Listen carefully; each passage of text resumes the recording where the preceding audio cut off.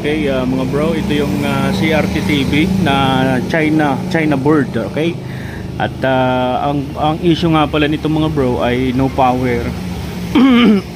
Pero nung chinek natin mga bro ay okay naman yung mga supply, hindi na natin dinemo yung anong klaseng ano.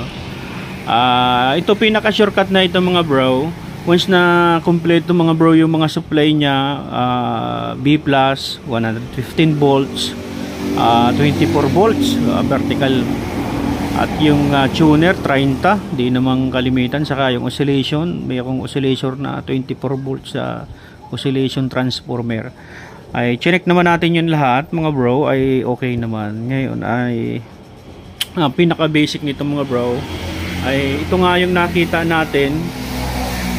Okay, nakita natin na problema itong crystal oscillation. Yan, ayan, ito yung crystal oscillation. Ito yung pag tinester mo siya, kailangan ay walang palo. Pag yan ay may palo, ibig sabihin ay shorted siya. Ayan. Okay mga bro, ayan. Tanggal na ito mga bro, pero medyo luma na siya. Kung mapapansin ninyo, lagyan natin ng ilaw. Okay. Luma na siya mga bro, kalawangin na.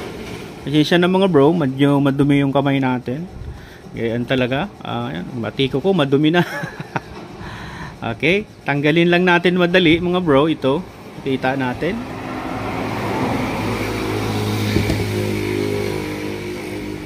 Tanggalin lang natin. Asan na yung panghinang natin mga bro.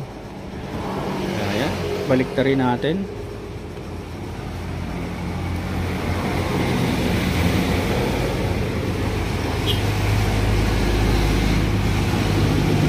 Okay, tanggalin lang natin mga bro.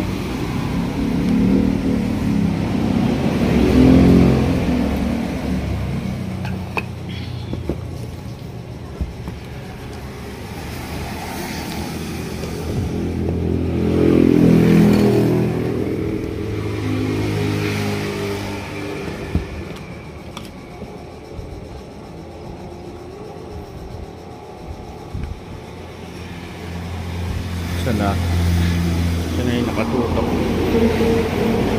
Pasensya na mga bro, at tula tayong cameraman ngayon.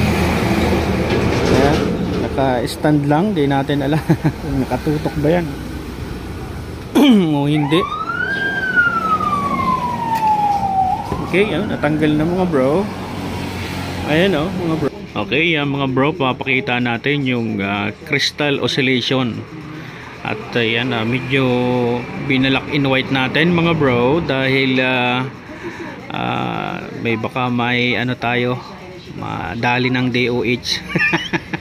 Bero lang, medyo ano po ay madumi po yung aking kamay. Yan, yung aking kuko po ay di nag nail cutter. Oo, kaya medyo black and white. Okay, yan, medyo masintabi po sa akin na ito po ang larangan talaga na medyo madumi. Kaya medyo ginawang ko po ng black and white. Ayan.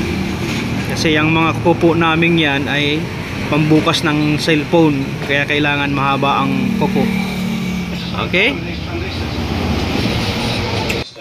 Okay, mga bro, at tinestingan na natin.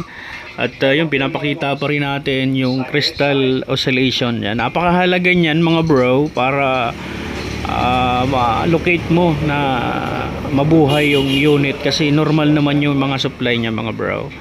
At yan, at di pa natin yan nasarhan, pero gumagana na siya. Ayan, no power yan mga bro. At yun muna, God bless po sa inyong lahat, at ingat-ingat po palagi. Salamat po.